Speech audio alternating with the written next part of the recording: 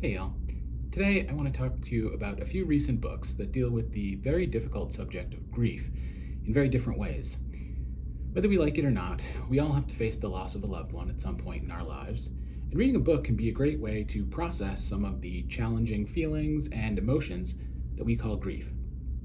We're going to look at Sal and Gabby Break the Universe by Carlos Hernandez, When We Were Strangers by Alex Richards, Long Way Down by Jason Reynolds, and Anatomy, a Love Story by Dana Schwartz.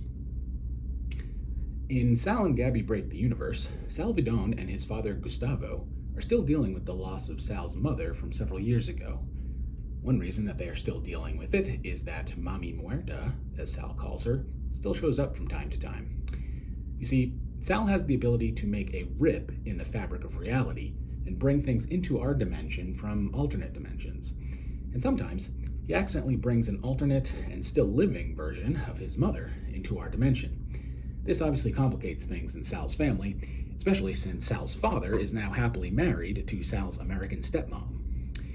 Sal's power, along with his love for sleight of hand and pranks, end up getting him in some hot water at school, and the editor of the school paper, Gabby Real, starts to realize that something is up.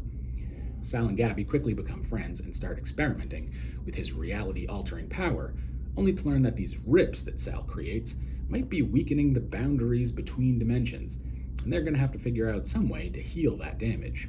Maybe at the same time that they heal Gabby's newborn brother, who is clinging to life in the neonatal intensive care unit.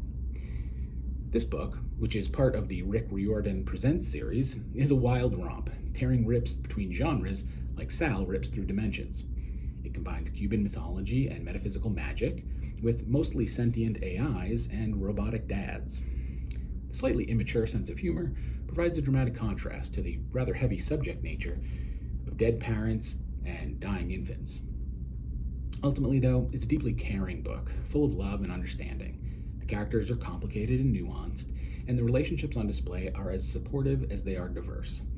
Sal's family pulled together despite the stresses caused by Mami Muerta's occasional appearances, and each of Gabby's many dads, some of whom are male, most of whom are human, are more caring and kind than the last. Give this one a try if you're looking for a warm, funny, dramatic, and completely original story with a lot of heart. On a very different end of the spectrum is When We Were Strangers, which does a great job of showing how grief can be complicated and bring other unpleasant feelings to the surface. When 17-year-old Evie Parker's father dies of a sudden heart attack, she and her mother are completely unprepared. Evie comes home from the hospital first and discovers that, before his death, her dad had been planning to leave her and her mother with all of his worldly belongings packed and ready to go. For better or worse, Evie decides to hide this fact from her mother, unpacking all his things like nothing ever happened. She's obviously devastated at her father's death, but she's also furious at him for cheating on her mother and for being ready to leave her family.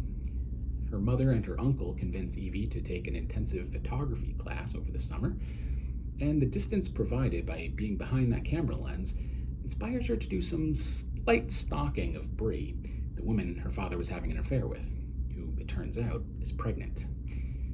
Evie has a hard time maintaining that distance, as she sees that Bree is also grieving. She's lost her partner and the father of her unborn child.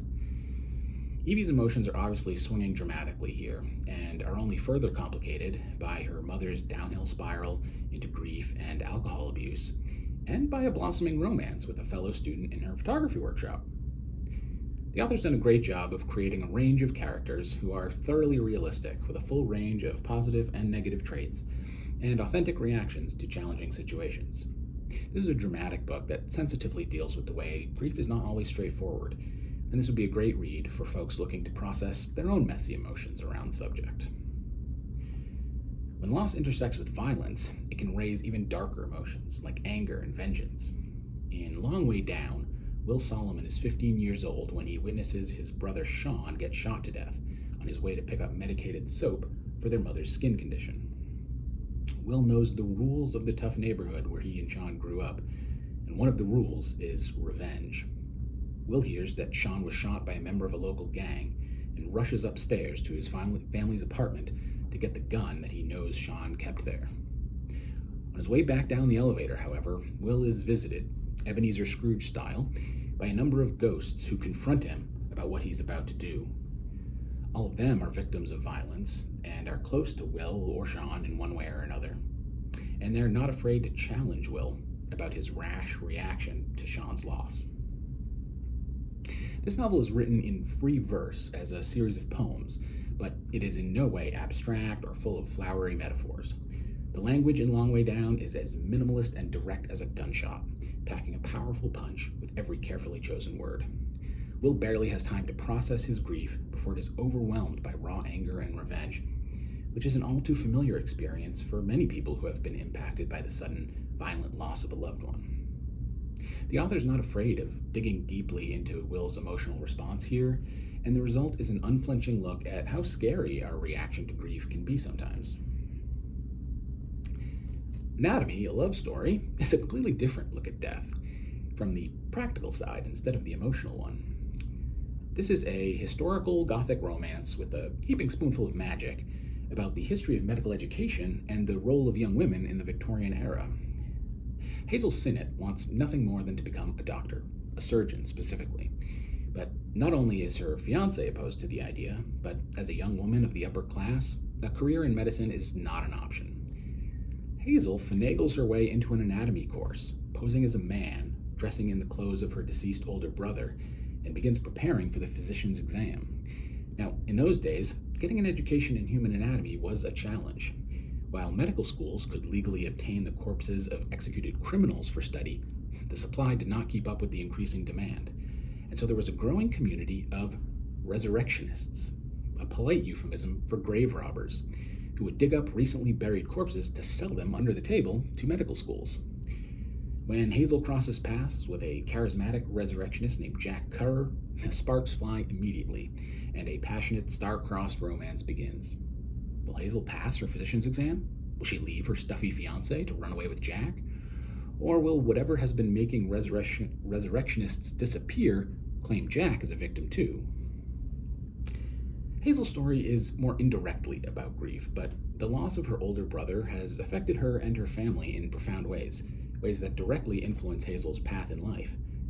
The story also takes place during a pandemic, and Hazel's new training as a doctor calls her into action, fighting an apparently unwinnable battle against a deadly disease. Doctors and other medical professionals also face grief when they lose a patient. In some cases, that grief can be heightened by the feeling, justified or not, that they could have done something different to save that patient's life, a phenomenon that Hazel is affected by as well.